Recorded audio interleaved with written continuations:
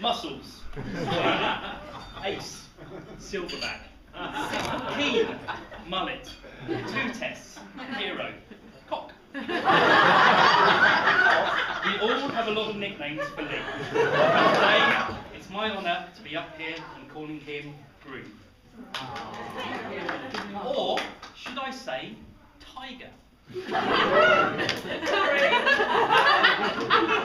Poor old Lee wasn't given a middle name, so at the age of 10, Carol and Mike allowed him to choose his own. And yes, he chose Tiger.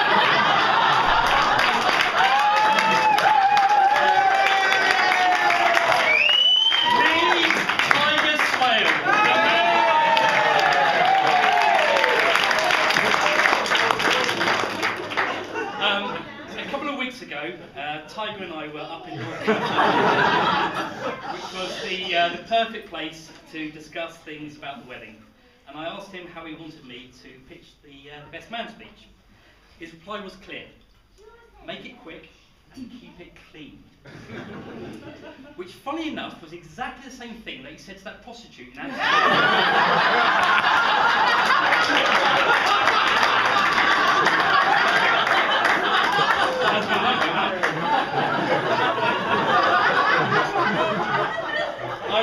I've known Tiger for longer than I've tried to forget, and in some ways I've watched him grow up. From the mulleted youth that arrived in Bath one day to the husband you now see sitting here in front of you. I am privileged that I can call Tiger my best friend, and I'm so pleased that he agreed for me to be the best man at our wedding. I'll be honest, I never imagined that I'd have to return the favour, but now I'm here, I'm going to make the most of it. Which is why I've been drinking heavily since about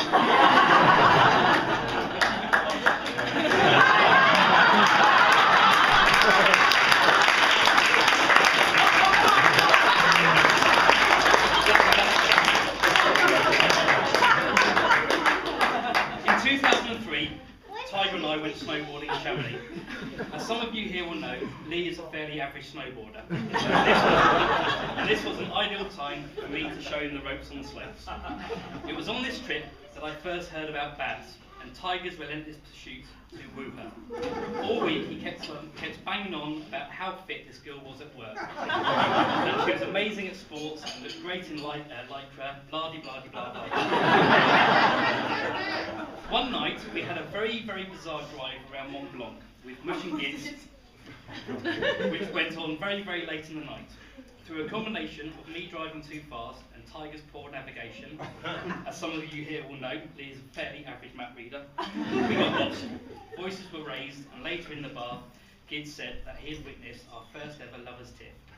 It was then that I realised that I'd lost his heart to another.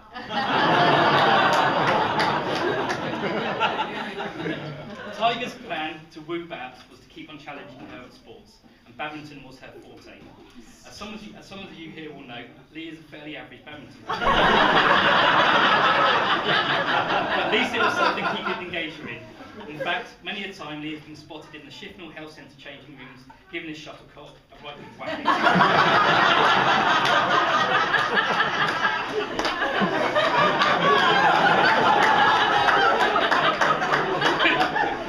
The boy worked, and finally she fell for his charms.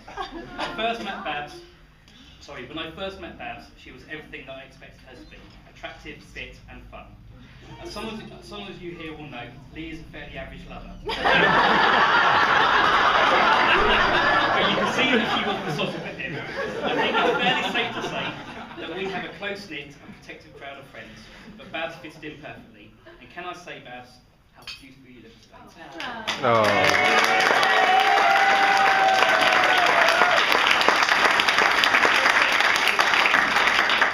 So anyway, back to that prostitute in Amsterdam. Obviously there was no prostitute, but there was plenty of menu, shall we say, on the menu, even for vegetarians. I know you asked me to keep this clean, Lee, but it would be remiss of me if I failed to mention your great invention with the Amsterdam gentleman visitor, the shuffle suit, as known as the Spank jacket. I'll leave But Lee is looking for backers, and he will be doing a PowerPoint presentation back in the campsite later. It's actually quite hard to stitch somebody up whilst keeping it clean. I could regale you with all tales of booze mayhem and narco madness, but most of you would have been witness anyway. However, I do remember one infamous day in Bath. I don't know what the occasion was, but Tiger and I started drinking in the pub at opening time. Oh, I remember the occasion, it was Saturday. we had a few pints, and then we thought it would be a good idea to start drinking tequila and Red Bull. The barman joined in also, and before we knew it, we had consumed the whole bottle. We were furiously drunk and decided we needed more wingmen on our quest to oblivion. We managed to persuade our dear friend Wilson, who sadly can't be here today, to come over from Glastonbury to join us. By the time he arrived, we were climbing the walls. Lee was spread-eagled on the pub pool table with his genitals drooped into the top end.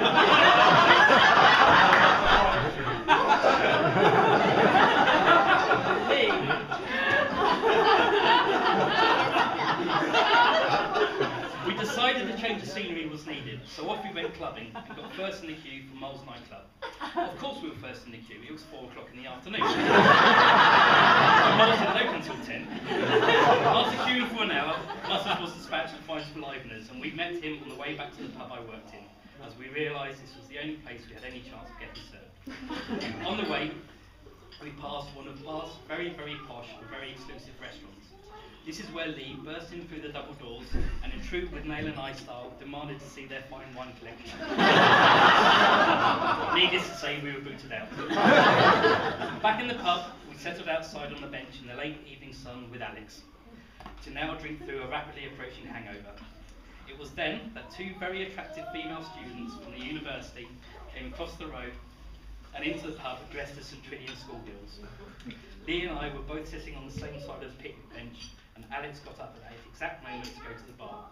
As we both leant back to get a better look at the girls entering our hostelry, the entire bench flipped over, depositing 3 full pints of lager and numerous empty pullovers. Needless to say, as we lay there in the broken grass, we laughed a lot.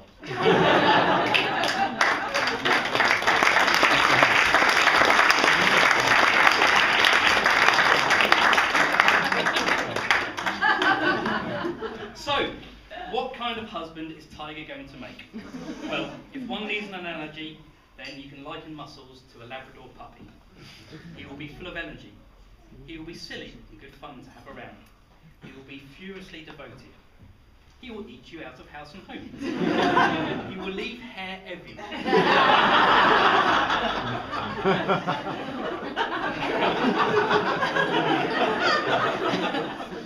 I wrote this, I can't believe what I'm going to say.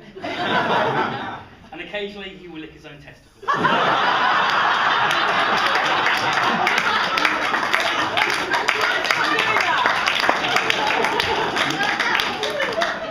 Perhaps throw him a biscuit, and now and again you may even try and hump your leg. But above all else, he will be 100% committed and always loving. Lee, best mate, hero and mentor. It's been an absolute honour standing here today to say a few words, especially in front of all our dear family and friends. It is testament to your popularity that so many people have turned out today to share this happy occasion. I'm now going to go and have a drink with Ben and Reese so they can correct me on all my grammatical errors.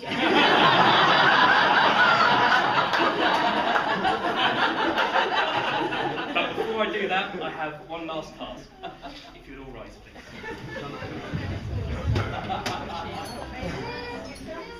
Mr. and Mrs. Swale.